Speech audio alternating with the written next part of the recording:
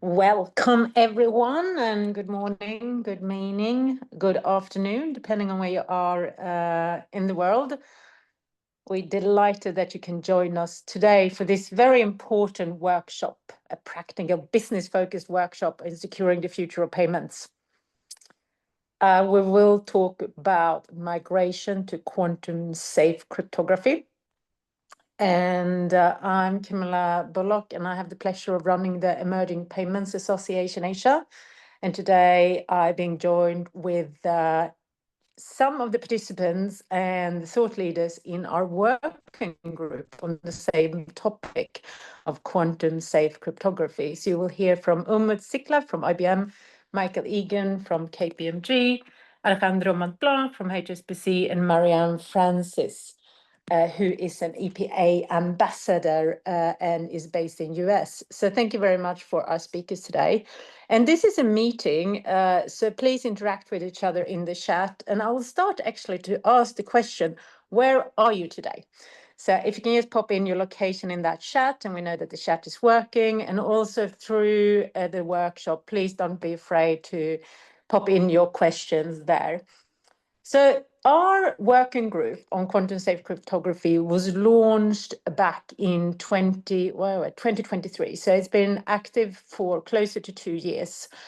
In the beginning, we really struggled to get 5 people in the room to talk about this topic. And now, over the last 3 months, we've hosted 4 workshops, one in Sydney, one in Hong Kong, one in Malaysia, and one in Singapore. And we had more than 150 people participating. So our mission of raising the awareness of this very important topic has been going really well. Just quickly on EPAS, if you haven't come across us before, so we are the Emerging Payments Association Asia, and we are the peak body for the payments industry active across the APAC region. We have some of the most innovative organizations in our membership, among others, KPMG and IBM, as you see here today, and HSBC. But it's ranging from global players as the global banks or SWIFT or big networks down to more domestic active fintechs and paytech. But anybody's welcome. And our mission is to enhance payments to improve lives everywhere. And we're delighted to have you today. And through the presentations, we're going to do some polling. So please answer the polls. The poll result will actually enrich an article that we have and that will be launched early September. And that you will hear more about.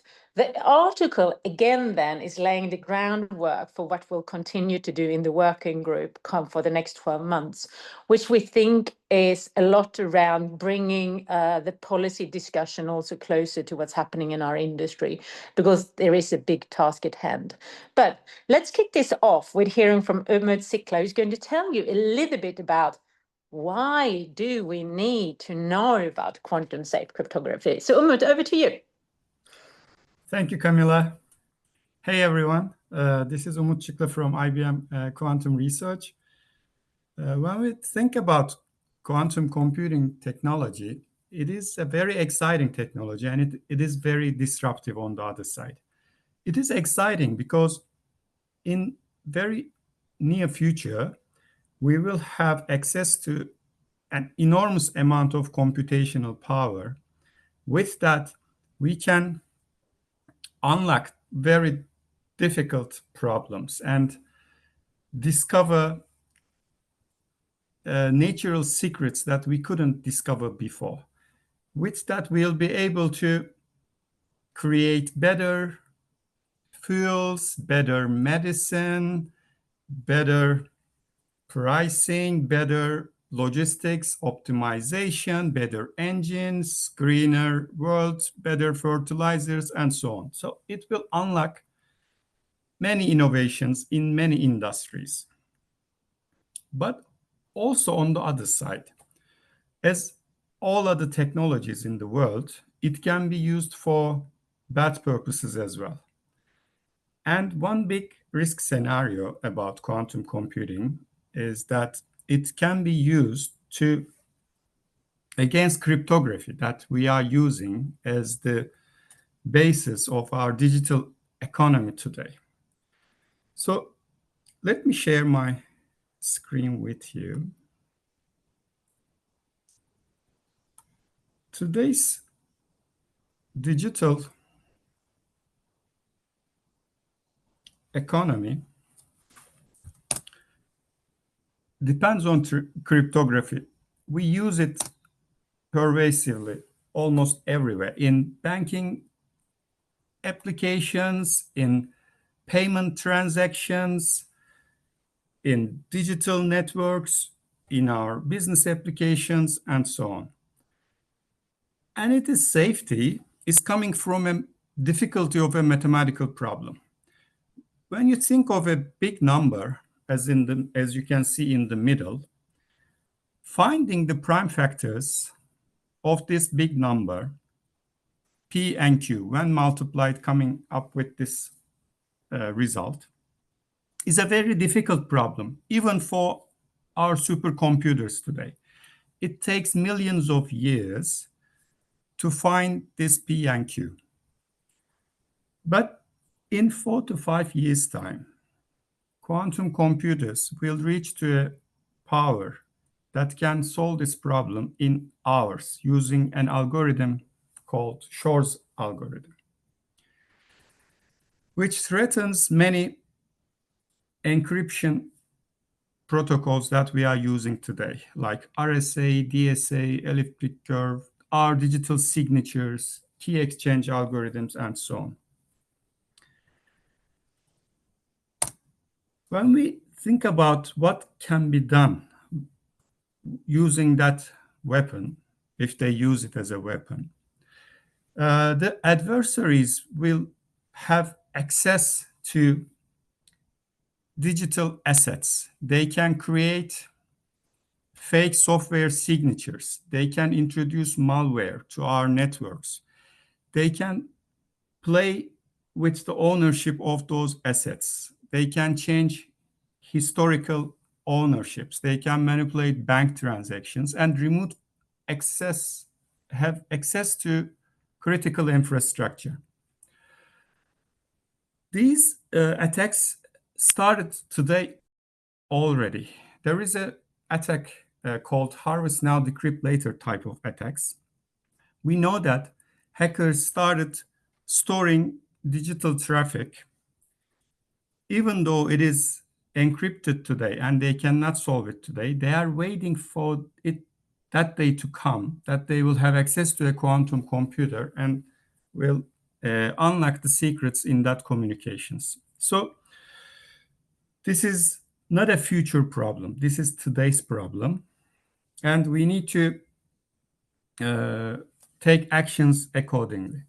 The good news is there is a solution to this. Since the world is the risk is very big, the world has reacted, and scientists, researchers have developed new cryptographic algorithms that are resistant even to quantum computer attacks. And now we have around 4 to 5 years time to replace the usage in our organizations, to find the usage of classical encryption, and to replace it with the modern post-quantum cryptography. At 4 to 5 years time is not very short, but when we consider the size of the risk and the amount of cryptographic usage in our organizations, when you think about all this source code we have developed over the years, all the network systems, third-party software we have acquired and we are using today, it is a complex problem and it will take time. So we shouldn't panic. There is enough time, but there is no time to waste. We urge all organizations to start planning for this transformation without losing time and step by step replace the classical cryptography with this modern post-quantum cryptographic algorithms. Excellent. Thank you, Umut. So the urgency is really now, as many politicians have said through the years. I would like to just do our first poll here. So if we can raise poll number 1 and people can answer that. And in the meantime, when we did our workshop across the region, we're seeing that in general, there is an average of around 14 encryption in a simple payments chain. And you need to find them. But it could be as many as up to 100, dependent on layer of applications. And also what we have to think about when we're doing this in payments, it is 2 sides to the story all the time. It's sending the encryption and also receiving the encryption.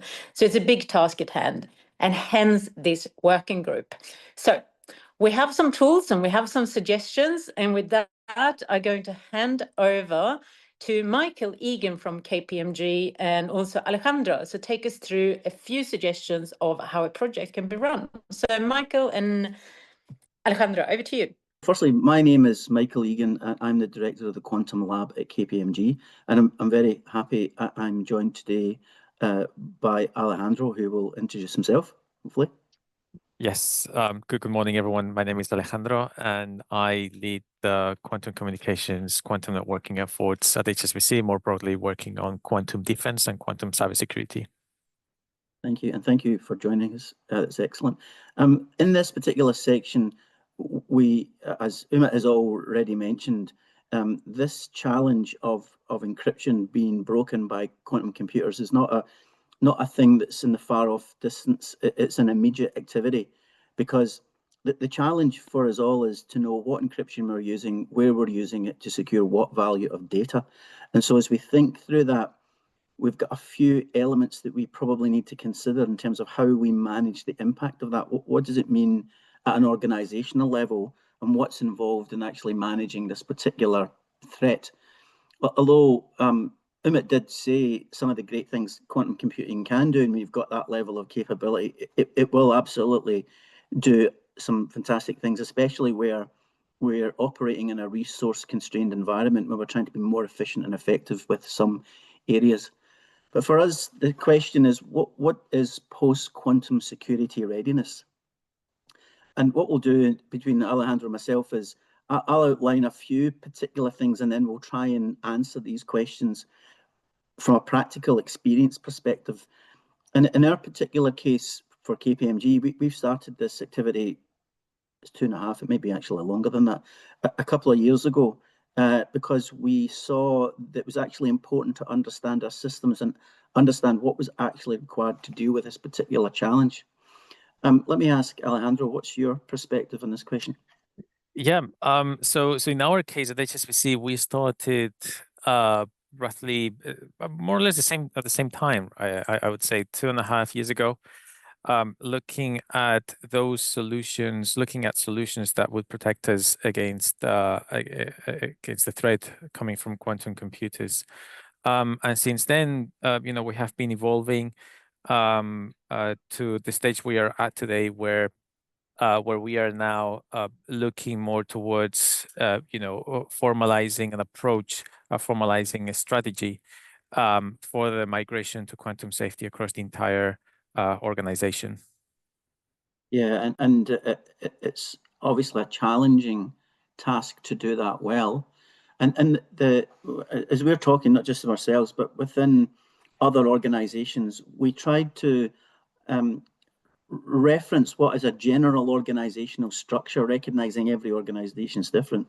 But in the main, you find there's a certain group of pillars. There's people are responsible for strategy, people are responsible for risk, others that are responsible in the organization for processes and policies about how we implement certain things operationally or technologically.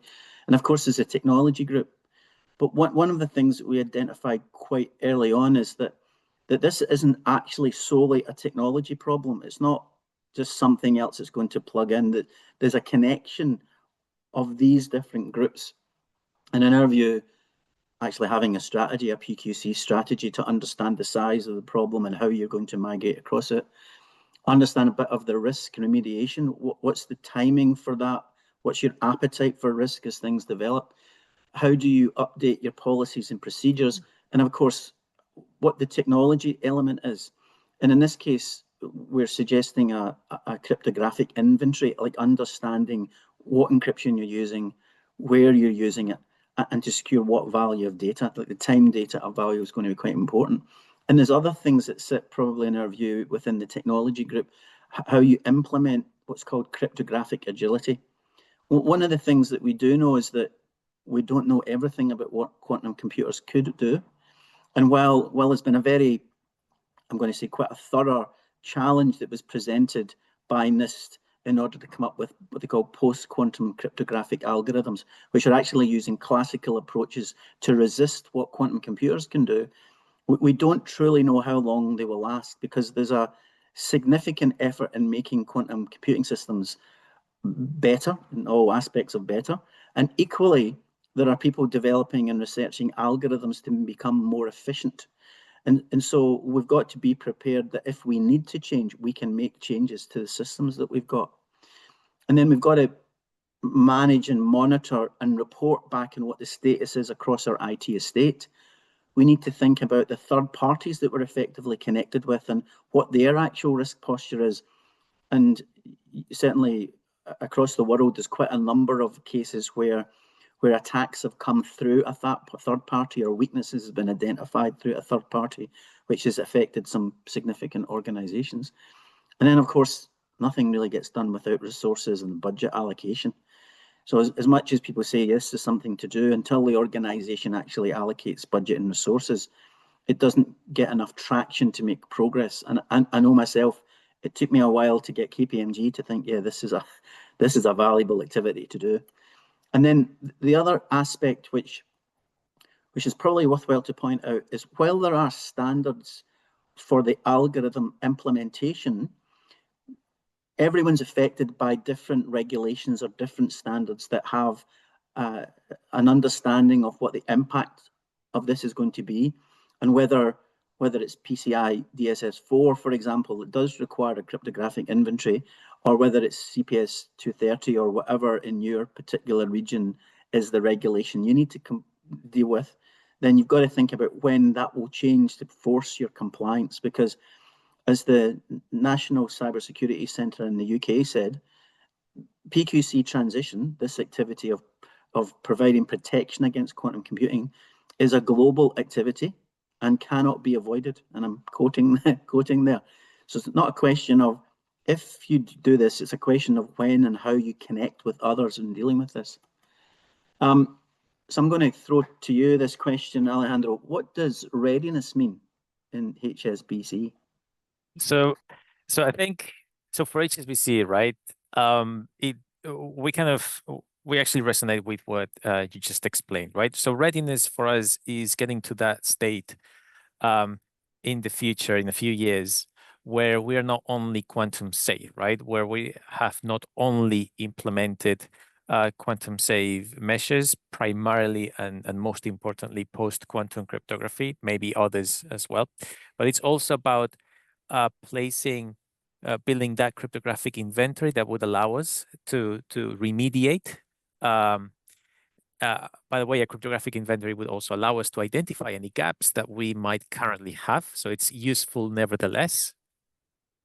And it's also about building those cryptographic agility capabilities, right? Making sure that the architectures that we build now and for the future are capable of sustaining that cryptographic agility. And all of that will also have to be supported by the corresponding policies, procedures, governance, etc. within the organization. So for us, for HSBC, becoming quantum safe, becoming quantum safe ready or post-quantum cryptographically ready, what that means is getting to that stage where we are not only quantum safe, but also where we have implemented those measures that will protect us in the longer term. Yeah, okay. Yeah, that's excellent, because one of the conversations that we had within KPMG before we started in this activity was understanding how long this was going to take, because part of the conversation was, is this a couple of months activity and then it's all done? No. And we had to point out, it's a journey, you know. We had to Yeah. help people understand that concept, you know. Yeah, so it needs to be clear, right, to the audience today, right? As you correctly pointed out, you know, this is at HSBC at least we are very, very aware that this is gonna be a multi-year endeavor, right? Uh, and it is unavoidable, right? Because as you said, all regulators, cybersecurity agencies are saying you got to start looking into these, right? And I would go even further to say that, you know, in other workshops or conferences I've been to, regulators are also starting to link quantum safe readiness, quantum safety with current regulation, meaning that if you don't become eventually quantum safe, you might not be complying with current regulation, for example, GDPR or you know, other cybersecurity regulations and laws that might exist. Yeah, that's an excellent point. Here's a question that, because KPMG is a revenue generating organization, or at least certainly aims to be, right? And so one of the challenges that we had internally was, this is a cost, isn't it? This is a cost of business. Total. Yeah, totally. And why are you going to do this, Michael? Why? What answer did you give? So this is one of the trickiest questions that anybody working in any organization is going to have to face, right? Because it actually is a cost, right? And when it comes to cybersecurity, the most powerful arguments, at least that we have been using, is risk and compliance, right, within the organization. So on the one hand, you know, the risk does exist. It is, you know, it is not easy to convince people about an unrealized risk, but the risk does exist. And the other thing is compliance, right? It does help a lot that regulators say you have to do this, to be honest.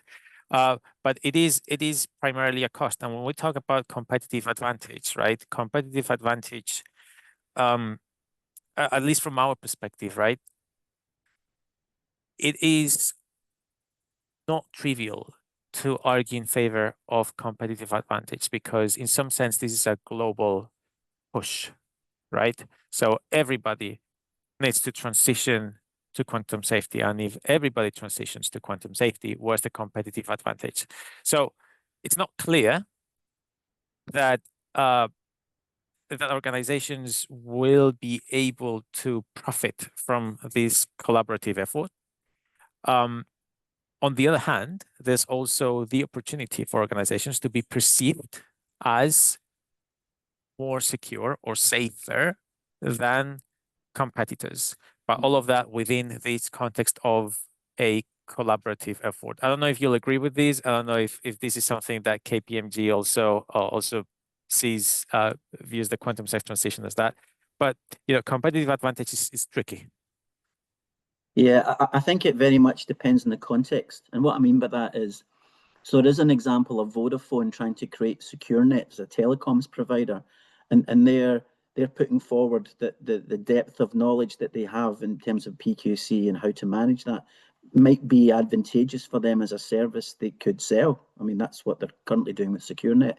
But on the other hand, for us, look, one of the things that we would recommend people do quite early on in this journey is change the procurement rules, specifically to make sure of anything that you're bringing into your system will be able to support the new methods of encryption.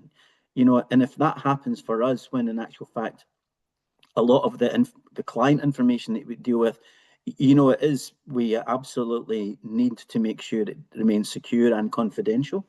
And so for us, that's how we've tried to present it. Well, actually, in order for us to maintain the trust of our clients, then we need to be seen to be leading with the latest methods of ensuring that their information remains confidential. But you're absolutely right. There's another aspect of it. Things, it's like paying for insurance a little bit. You grudge about it until you hear some story of someone else not having such a successful time, and perhaps they didn't have the insurance, you know. We're moving to a poll, actually, Alejandro, and the poll is hopefully will appear as if by magic by someone else, Danielle. And these are the questions. Does your organization have a formalized plan for migration to quantum safe cryptography? Obviously, one of the options is no, and no plans. Another option, no, but planning to. Yes, risk assessment completed. So that's really about understanding, well, we've had a look at the organization from the assets of the structure, and we've got an idea of what's actually involved. Or yes, is a program established? We're on the way to do it, not necessarily entirely completed, but, and that's the poll there. I think I should be able to let that operate while it's live, and I'll make a choice.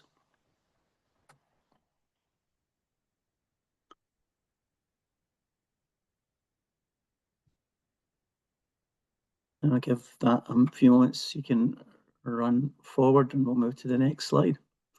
So one of the challenges generally is getting clarity around roles and responsibilities and who's got the ball for this particular topic. And we talked about before about the different elements of it. I'm conscious of the time because clearly, Alejandro, you and I can talk at quite a bit of length about this topic. So I'll skip through a few of them to get to the ones we haven't covered as yet. So one of the things that people are generally trying to do is think about organizationally, what does a PQC transition strategy look like? And so that there's a common understanding of what readiness looks like, what are the stages of development in order to make progress, getting clarity across the organization with probably a little bit of education, because in the past, so long as we ticked the box that said encryption, everything was fine. But now we need to have a lot more granular understanding of what security we're trying to achieve and how do we achieve that. So having some strategic concept would be good.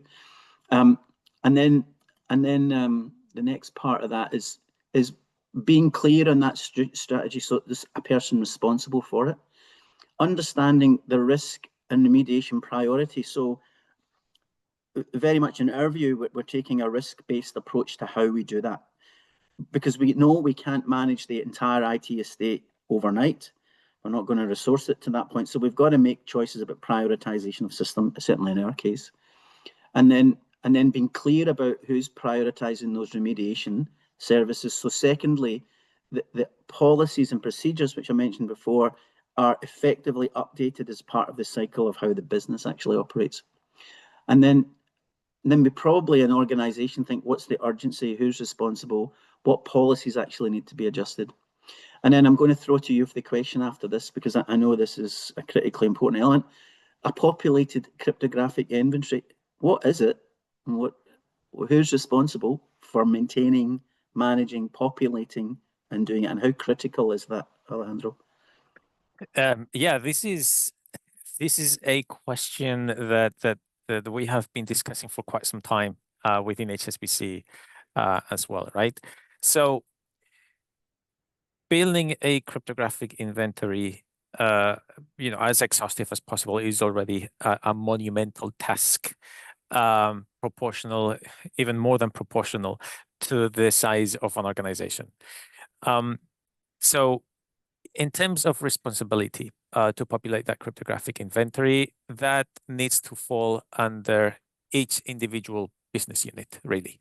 It is absolutely unfeasible for a centralized cybersecurity team to scan all the endpoints, hosts, networks, etc., looking for cryptography. So at the end of the day, the way we see it is that a central cybersecurity team, I'm talking here mostly about big organizations, right? It also depends on the context of each organization. But for the big ones, it is fair to say that there's probably a central cybersecurity team, right? That central cybersecurity team sets policies, sets procedures, sets the methodologies, and offers tools to the wider organization, right? And some of those tools might actually be related to the building of a cryptographic inventory, okay? Now, what you do is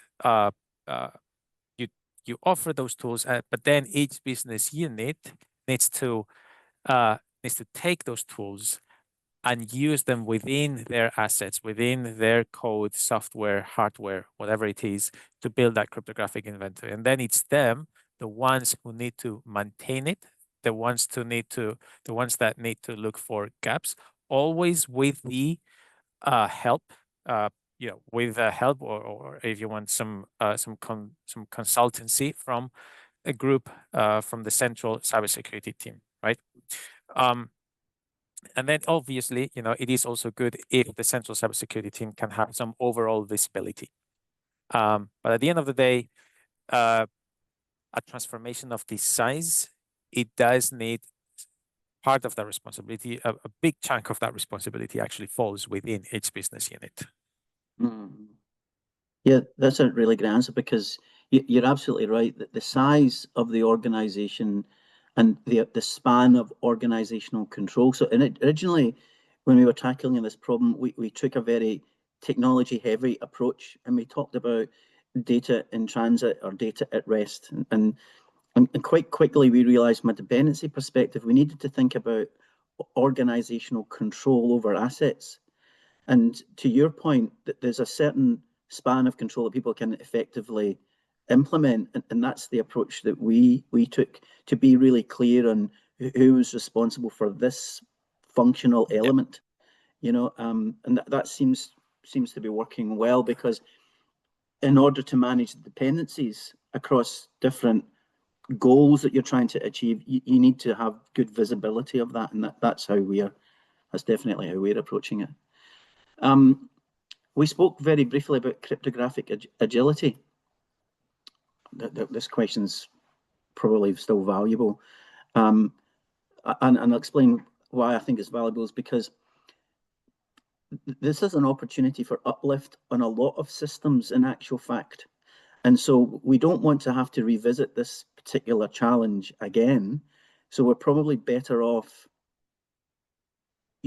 building the systems with the concept of crypto agility in mind from this point forward, rather than not being able to respond when things inevitably will change over the next period of time.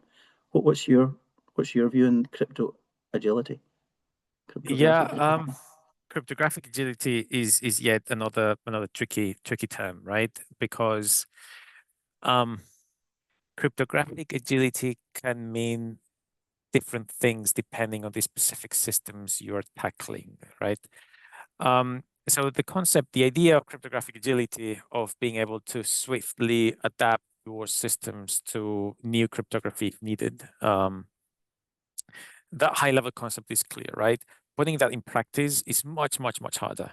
And in fact, one needs to carefully within each organization, right, following guidelines from NIST and other relevant cybersecurity and standards organizations, one needs to sit down carefully and think, what does cryptographic agility for my organization mean, right? And this is absolutely not a trivial question.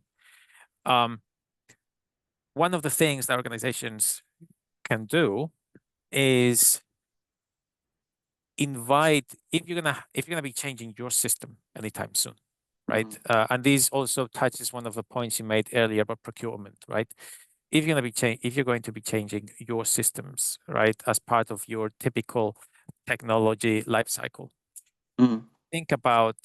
start thinking about cryptographic, not only post-quantum cryptography and quantum safety, but also about cryptographic agility at this stage, and what for your specific system that would mean. And again, this is something that can have some guidelines, some input from a centralized cybersecurity team, right? And designing some architectures, but then, because each system can be very different, each business unit needs to think a little bit also, what does cryptographic agility specifically for me mean, and how can I implement this?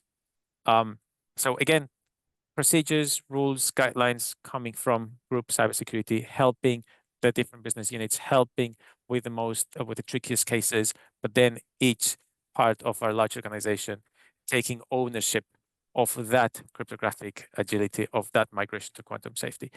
That's what we would say. What do you think on that respect?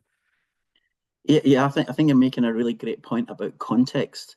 The context of what you're trying to achieve the security is very relevant for the decisions that you subsequently make to achieve that security. So I think you're making a great point, because as you know, there are other technologies that may have may be implemented,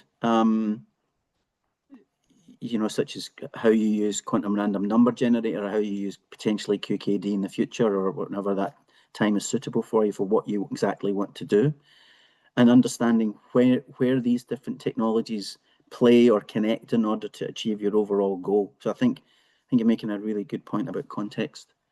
In the next section, we talked about cryptographic monitoring and reporting. And the reason why that's relevant, certainly in our case, is because we want people to have a visibility, firstly, of progress in this particular path, in our case. And we had to work out a RACI, basically, where we were clear on who was responsible, who was accountable, who needed to be informed or consulted, or however that went. Because we wanted to make sure that it didn't fall to the bottom of the list of all the many priorities that we've been dealing with. And I see in the chat that Camilla's doing a good job of hanging on to the questions until we get and then we'll come to them in a second or so. What was your thoughts in terms of informing or reporting on PQC progress? Yeah, so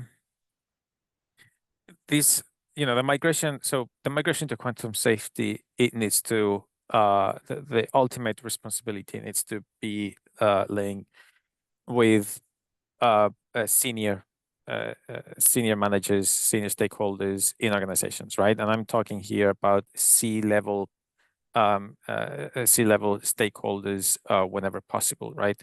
So what that means is that, of course, these people also need to be informed of progress, high-level progress, but nevertheless, they need to be informed of this progress. But also at the same time, within organizations, I'm here, I'm here limiting myself to within organizations. Then, whatever external information you might want to release to either, to when you talk to third parties or regulators, etc., that's a different story. But within organizations, right, you want to be informing your C-level people, first and foremost, whoever is ultimately responsible for the migration, but also a cybersecurity team, innovation team that you might have within your organization, such that they will be able to bring coherence to the entire migration. One of the tricky things also here in this migration is, especially in large scale organizations, is ensuring that you're minimizing duplicities in efforts. Yeah. Right. So, and having that overall visibility, both from a process procedure perspective, but also from a technical perspective, is going to be very important. And that's why there needs to be some centralized source, golden source of information that will bring that coherence to the migration. Mm-hmm. Yeah, the project team that we have, the fact that they can coordinate activities is actually quite important from our perspective, and it helps maintain the momentum of actually the effort as well.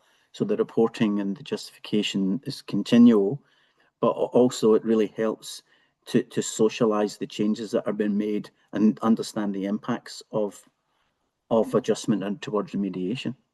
Yeah, and I think if I might point out, I think one tricky point here is you might update processes, you might update procedures, you might do all of that, right?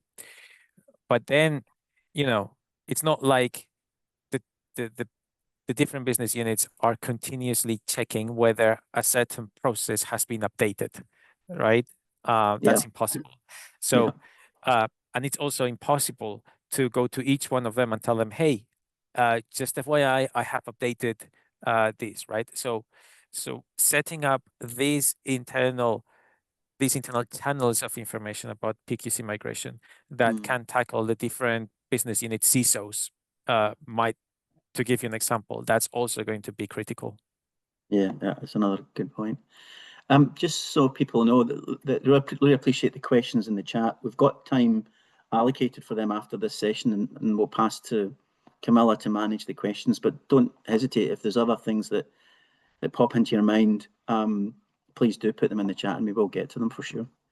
I wanted to move on a slightly different topic, which is about engagement of third parties and partners. I alluded to that earlier on at the start of the conversation about how the importance of that is. I'm going to ask this question, but what dependencies do you have in third parties and partners, which of course everyone does. But the question really is much more, how do you deal with PQC transition and ensuring the supply and support of those third parties and partners? Yeah, that's this is one of the this is a very difficult this is quite a very difficult aspect of the entire migration, right? So because at HSBC we've got enormous dependencies everywhere, right? So there are, for example, when it comes to cryptography, right? One of the things you want to do is really use cryptographic implementations that you absolutely know can be trusted. Okay, that's super important. So sometimes you just need to wait until those trusted sources of cryptographic implementations are available, right? But not only that, there's also the fact that some companies, cloud providers, for example, right? You depend on them. And you just need to make sure that that you know about the roadmaps so that your roadmap can be aligned to them. So this is a little bit of a feedback loop with in the entire community, right? Because you make some decisions that will affect others, and those others will also make decisions that will affect you. And this is going to be a little bit of a continuous process. So to be clear, third-party dependencies, a lot of them, how to tackle that, talk to your providers, partners, learn about their roadmaps. All of these, of course, at the right time, following the strategy that you have developed internally. Yeah. Again, excellent. The approach we're taking is at the moment is one of awareness, as in talking to the third parties and saying, look, this is a thing that we know is coming, and because I don't like surprises, but we don't want to turn around at the point where they are renewing their risk, because risk in KPMG is a really significant issue, and there's a lot of compliance requirements we have internally, as well as to meet external requirements too. And so we want to make sure when we're doing a procurement review that it's not a surprise that, oh, by the way, you need to be PQC compliant. That's not helpful or collegiate for the supplier. So we're going through this process right now of talking to them, helping them understand, look, what our expectations are, and trying to get the right balance for when things need to happen. Like, we need to be a little bit pragmatic about it, but that doesn't mean to say we're not going to require PQC support from our suppliers as well. But as part of a conversation and developing it so that we can avoid any shocks, either in terms of maintaining the support that we want for the systems we need to use, but also we want to support our suppliers in the transition part of that as well. So to exactly the point that you're making about the need for the ecosystem to be a little bit transparent about when things are going to move and how to move those things, I think that's going to be a new challenging area for many people in a technology environment. I think that coordinated effort. But of course, that's what makes it interesting. Probably the next challenging questions, and I think we're actually pretty good for time. So talk about resourcing and budget allocation, and then how do we make the right financial decisions? Where do we allocate the resources? How do you engage your organization to say, do this, not do that? How does that work for you? Yeah. So there needs to be a balanced approach, right? On the one hand, you've got so first of all, it is a given that everybody needs to transition to quantum safety. Okay, yeah. So there's going to be at the very least a minimum within each organization of the budget that needs to be allocated to this migration, right? Then if you follow regulations, if you follow regulators, what cybersecurity agencies say, you do want to allocate some money also to building cryptographic inventory capabilities. Okay. Yep. So those things are kind of more or less given. Now, when it comes to where you're going to be spending your money next, right? There is a lot of parameters that need to be considered. For example, the criticality of your systems, right? Yep. Do you want to, you might have a system which is very complicated to migrate to quantum safety because it is composed by a lot of legacy systems, for example, right? But at the same time, it is one of your most critical ones, right? So you might have to actually invest the money there, right? So do you want to go for that? Do you want to go for essentially first geographies, for example, where there is a more set rules, where there's a more settled set of rules regarding quantum safety, so that it's easier, to migrate within that region. So deciding exactly where to put each dollar within your allocated budget for the migration, there's a lot of work that needs to be done there beyond what is the given baseline, right? Which is this needs to happen, and you really should be building a cryptographic inventory. Yeah, that's a really great point, because the timing for the order and the prioritization itself might be a little dynamic. And what I mean by that is, as you discover the processes that are actually involved to achieve where you want to be, you might, as you say, some systems will be much more complex than others, and you might need to be adaptable to that. But also some systems will be much more potentially critical to the operation of your business as well. And the challenge could be whether they are both complex and critical to your business at the same time. So you're going to have to socialize across your organization and get a prioritization of which ones you actually deal with, because as we said before, they're not going to be quick switches. It's going to take a bit of time. This is our last question in our group before we go to the poll. And let me go to this critical question of how can we help regulators? So I think we can help regulators by keeping that by being constant conversation with them, updating them if possible of progress, right, and telling them about our needs, right? Yes. Regulators, they have played a pivotal role until now of making sure that the migration to quantum safety does take place. Whether they will still play a pivotal role in the coming years, it is likely, but it will also depend. That likelihood will also depend on what direction industry is taking. If the regulators perceive that people are not taking action, then regulators might step in even more decisively, even stronger, to say, please do this, right?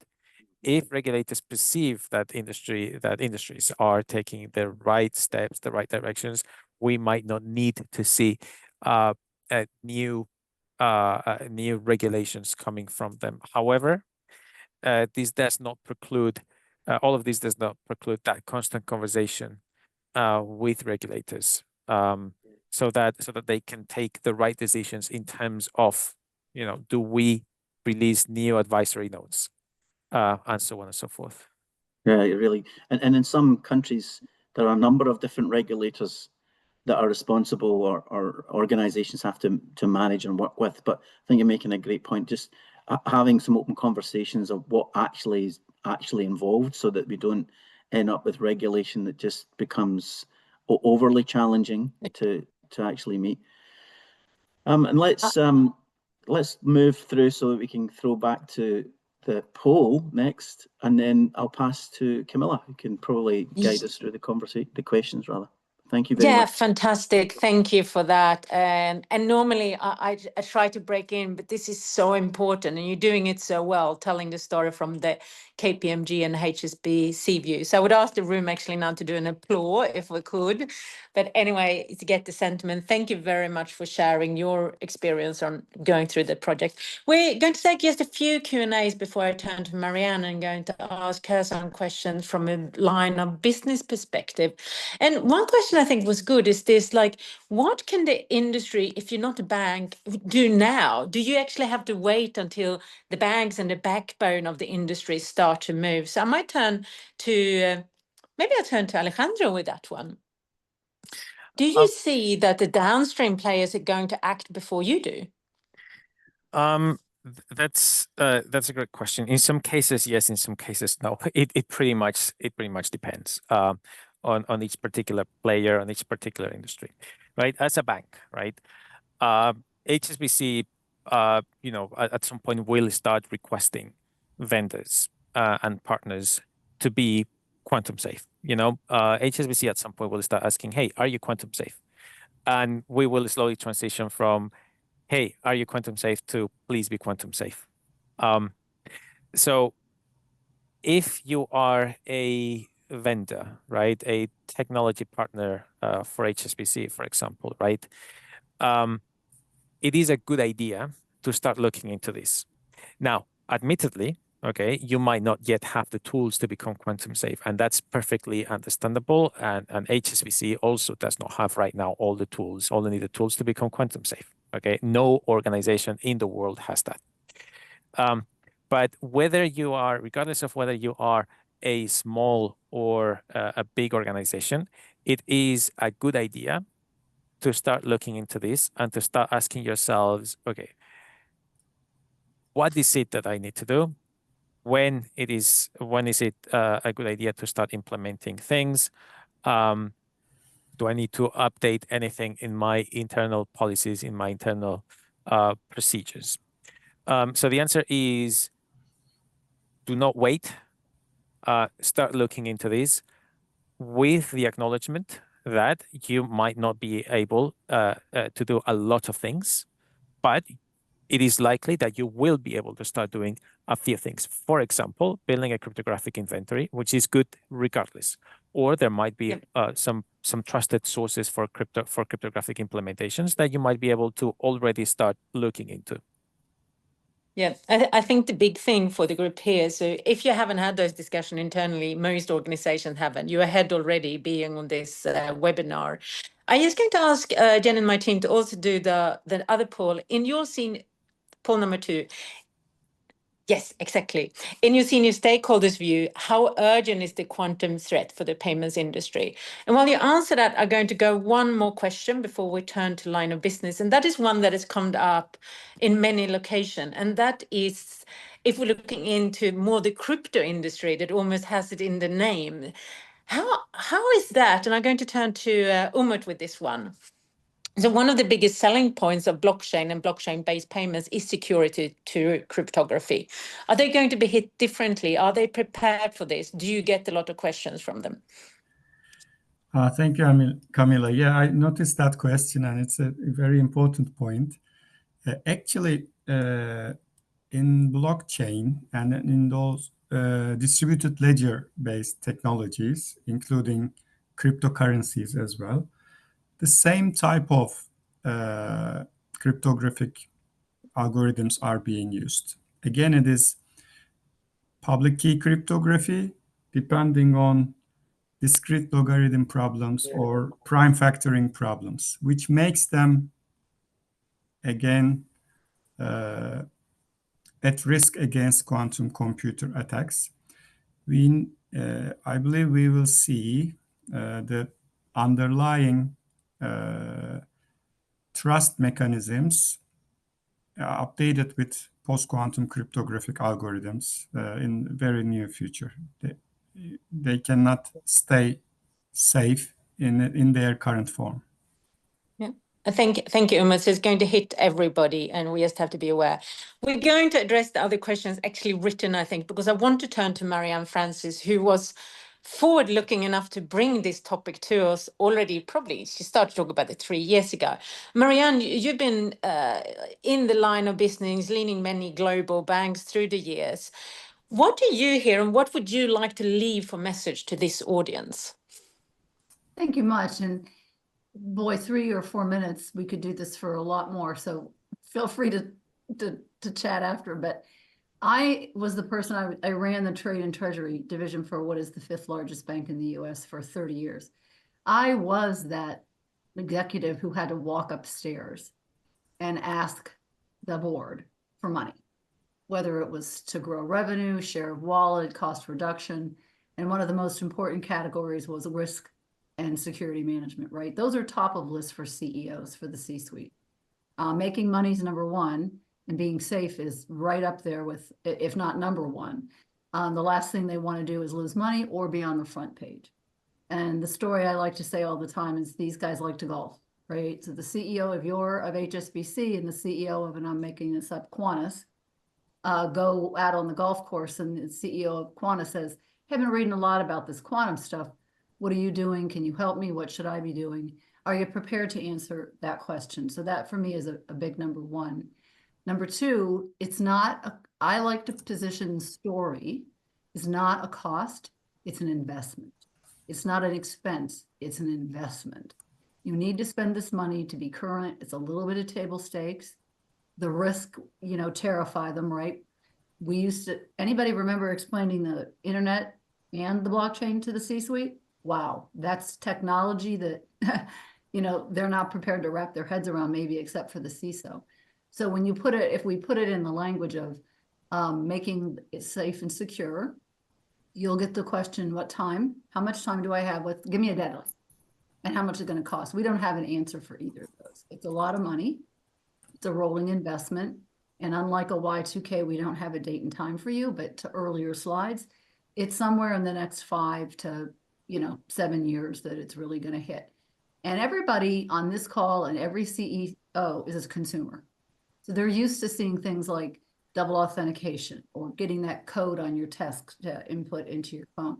When you try to compare it to this is a safety and security issue, especially in a real-time money movement world, we need to invest. The risk of not investing is cryptography being broken, encryption being broken.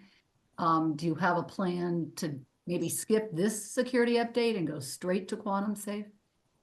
We have to be prepared with the story to go upstairs, because at some point you're going to have to ask for money, and I would position it as a rolling investment. Let's get to phase 1, cryptography inventory. But at the end, the goalpost is, are your line of business teams ready to answer questions from customers, from the outside world, from newspaper articles that come up, and what tools have we collectively provided to them? So the how is a lot of what we've talked about. I mean, people have definitely added in the why it's important and the what, but we have to break it up into what, why, and how. And I think we have a really good understanding of how, but the what that we want to try to explain to the C-suite, who will ultimately have to say, yes, I'm completely willing to invest X many dollars. And again, we can't tell them that. So it becomes a very important story to co-create, but with your team. And regulators, absolutely. But in my world, and I'm sure regulators don't have a tendency to be very proactive. They usually react after there's a disaster. Then they put in the regulation to make the disaster not happen again, right? So you really want to have them at the table listening and learning along with legal and audit. And you want all of your other guys, right? Product, security, customer-facing people who could take the phone calls. It really is a team effort. Awesome, thank you. And we are on the dot. So thank you very much, Marianne, for saying that. And I think just the call out, we had a few more things we wanted to run. We share them in an email, but it is, we hear and we care and we bring the industry together. So don't tackle this by yourself, lean in. We have a working group and we run activities like this come on and join and let's do this together. And a big applause to Umut, Alejandro, and Michael and Marianne for lending the time, and our whole working group who meets bi-weekly for 2 years to put content together. So thank you very, very much, everyone. And we hope to see you on some EPA activity or event soon. We'll follow up with an email. Thank you very, very much, everyone.